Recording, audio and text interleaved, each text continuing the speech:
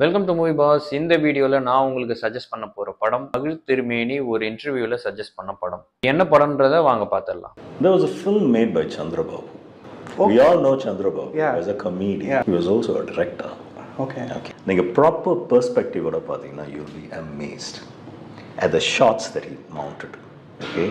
At the way he had staged certain scenes and the twist that comes at the end. Okay? இன்னைக்கு மேர் of east அவனை பார்த்து நம்ம பிரமிக்கிறோம்ல, ஃபைனலாக வரக்கூடிய அந்த ட்விஸ்ட் அவர் அன்னைக்கு வச்சுருப்பார். நம்ம ஊர்லேயே இருக்காங்க, நம்ம ஊர்லேயே வந்து இன்டர்நேஷ்னல் ஸ்கேலில் ஃபில்ம் மேக்கர்ஸ் இருக்காங்க.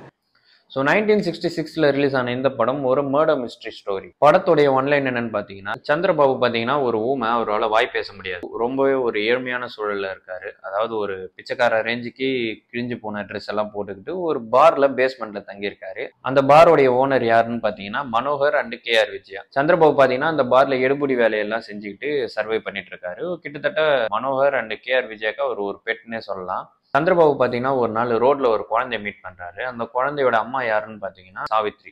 சாவித்ரியோட ஹஸ்பண்ட் அவங்கள விட்டுட்டு போயிட்டனால இவங்க இப்படி நடு ரோட்ல இந்த நிலைமைக்கு வந்துட்டாங்க. ஸோ சந்திரபாபு இவங்க மேல இறக்கப்பட்டு சந்திரபாபு வீட்டுக்கு கூட்டு போறாரு. அது பாரோடைய பேஸ்மெண்ட்டுக்கு கூட்டு போறாரு. சாவித்ரியை ஏமாத்திட்டு விட்டுட்டு போன ஹஸ்பண்ட் யாருன்னு பார்த்தீங்கன்னா இந்த பார் ஓனரான மனோகர் தான். பேஸ்மெண்ட்ல சாவித்ரி இருக்கிற விஷயம் தெரிஞ்ச மனோகர் சாவித்ரியை வெளில போக சொல்றாரு. ஆனா அவங்க போக மறுக்கிறாங்க. இதுக்கு இடையில KR விஜயாக்கும் மனோகருக்கும் பிரேக்கப் மாதிரி ஒரு சிச்சுவேஷன் வருது. ஏன்னு பாத்தீங்கன்னா மனோகர் பிசினஸ் சரியா ரன் பண்ணாம ஊர் ஃபுல்லா கடன் வாங்கி வச்சிருக்காரு. KR விஜயாவும் சரியா பாத்துக்கல. மனோகரோட பிசினஸுக்கு ஹெல்ப் பண்றது ஃபுல்லா பாத்தீங்கன்னா KR விஜயா தான். அவங்களுடைய மணி வச்சுதான் மனோகர் பிசினஸ் ரன் பண்றாரு. ஆனா அந்த பிசினஸ் சரியா போகல. இப்போ மிஸ்டீரியஸா KR விஜயா கொல்லப்படுறாங்க. போலீஸ் சந்திரபாபுவை சந்தேகப்பட்டு அரெஸ்ட் பண்ணி கூட்டு போறாங்க. ஏன்னா கொலையான டைம்ல சந்திரபாபு தான் அந்த ரூம்ல இருந்திருக்காரு. இதுக்கப்புறம் மனோகரும் சாவித்ரியும் சேர்ந்து வாழ ஆரம்பிக்கிறாங்க. மனோகர் ஒரு பிசினஸ் ட்ரிப்புக்காக வெளியூர் போறாரு. போற இடத்துல ஒரு ஷிப்பு ஃபயர் ஆக்சிடென்ட் ஆகி அவருமே இறந்து போயிடுறாரு.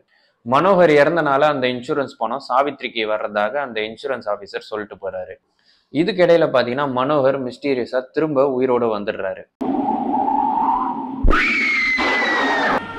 நான் தான் உன் கணவன் சங்கர். இப்போ மனோகர் எப்படி மிஸ்டீரியஸா உயிரோட வந்தாரு, KR விஜயாவை கொன்னது யாரு அப்படின்றத நீங்க தெரிஞ்சுக்கணும்னா இந்த படத்தை பாருங்க. இந்த படத்துடைய பேரு தான் தட்டுங்கள் திறக்கப்படும்.